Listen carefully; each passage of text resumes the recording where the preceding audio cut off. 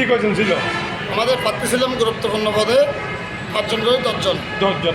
মোট বড় অংশগ্রহণ কয়জন করছিল? মোট বড় অংশগ্রহণ হয়েছে 703 জনের। 703 জন মানে ভোটার বড় আছে 1307 জন। 1307 জন।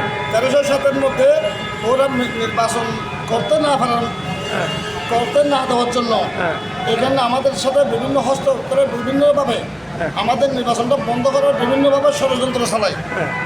কিছু রাজনৈতিক দল দিয়ে এবং আমজাদাবাড়ি এবং শফি আলমাস হোসেন মাসুম তারা এখানে লোকজন দিয়ে আমাদের নির্বাচনটা বন্ধ করার জন্য সম্পূর্ণরূপে আমাদেরকে হস্তক্ষেপ করে তারা। হ্যাঁ, আচ্ছা, যে আপনাদের এখানে মোট প্রার্থী কয়জন ছিল যারা ভোট অংশগ্রহণ করছিল?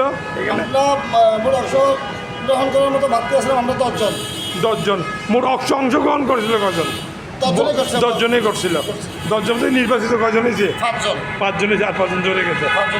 এখন যারা চলে গেছে ওদের তো কোনো অবজেকশন নেই, না ওরা গোড়া হয় নাই। এখন যারা হয়েছে তারা নির্বাচিত, তারা সংগঠন চালাবে, এইটাই। তো আপনি নির্বাচিত হয়েছেন, আপনি কি পোস্টে নির্বাচিত হয়েছেন? আপনি কি পোস্টে নির্বাচিত হয়েছেন? আমি কার্যকরী সভাপতি। ভোটের মাধ্যমে নির্বাচিত হয়েছেন। ভোট সুন্দর, সুস্থ, নিরপেক্ষ ভোট হয়েছে। ভোট সুন্দর, সুস্থ, নিরপেক্ষ, এমনকি সিডিএসবি সহ সবগুলো আমাদের কেন্দ্রে উপস্থিত ছিলেন এবং আমাদের সিডিএসবি যে এসআই পাঠাইছে উনি নিজে আমাদের একটা সুনাম করে গেছে যে আমরা জানি শ্রমিক নির্বাচন অনেক হয়েছে, শ্রমিক নির্বাচন হলো শ্রেষ্ঠ গ্যাদারিং, কিন্তু আজকে আমরা কি শ্রমিকের নির্বাচন করছি না একটা মোল্লা মুন্সির নির্বাচন? ঠিক আছে, এখন এমন আপনার শপথ গ্রহণ করবেন। শপথ গ্রহণ কখন করবো এটা সিদ্ধান্ত হবে আমাদের যে শ্রম দপ্তর লেবার ডাক্তার আছে ওনার কাছে আমাদের গেজেটটা ফাটাবো। উনি যখন আমাদের গেজেটটাতে সিগনেচার করবে তখন আমরা ওটা নিয়ে ফেডারেশনে যাবো। যেখানে যেখানে আমাদের দিতে হবে নিয়ম শৃঙ্খলা আইনশৃঙ্খলায় আছে ওইখানে আমরা দেবো। দেওয়ার পর তারা সহ একসাথে যত হয়ে আমরা একটা এখানে শপথ গ্রহণ করার জন্য মুরাদপুরে শপথ গ্রহণ করবো, এখানে একটা অনুষ্ঠান করবো ইনশাআল্লাহ। আপনারা তখন থেকে কার্যক্রম শুরু করবেন? হ্যাঁ, তখন থেকে আমরা কার্যক্রম। এখন আপনারা কার্যকলাপ করতেছেন না? এই মুহূর্তে আমরা কার্যকলাপ কোনো কিছু এখন চালাচ্ছি না। আপনারা এখন আপনি নির্বাচিত হয়ে যার যার কাজে শেষে আছেন? আমরা যার কাজে শেষে নিয়োজিত আছি, এমনকি আমি নিজে গাড়ি চালাই। যে আপনি এখন ফোন দিচ্ছেন আমাকে, এই আমার গাড়ির হাতে চাবি, আমার গাড়ির নিচে আসছেন, আমি গাড়ি চালাই আসছি। আমাদের এখান থেকে যেগুলো আমাদের ড্রাইভার জুলুম হয়েছে, অত্যাচার হয়েছে, এগুলো প্রতিরোধ করার জন্য আমরা দাঁড়াচ্ছেন। যারা নির্যাতিত ওরা কোথায়?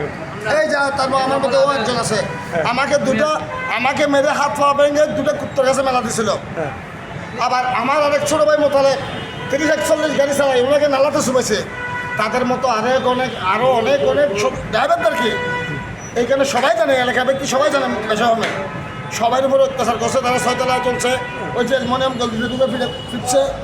এখন মোটামুটি আপনার সংগঠন নির্বাচিত হওয়ার পরে আপনাদের যে কোনো বাধা বিদ্যা আসছে, কোনো হুমকি আসছে?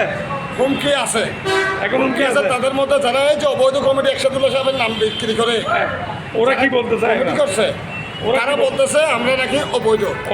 তারা অবৈধ নির্বাচন করতে আমি আপনারা যে নির্বাচন করছেন এটা তো কোনো ডকুমেন্ট আছে? সম্পূর্ণ সবকিছু করছেন? সম্পূর্ণ আছে। আমার অফিসে যাবেন, এটা আইনগতভাবে নির্বাচিত হয়েছে।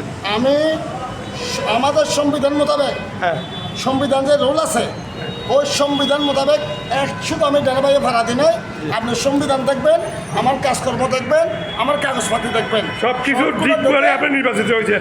এখন শপথ গ্রহণ করলে আপনার কাজ শুরু করবেন।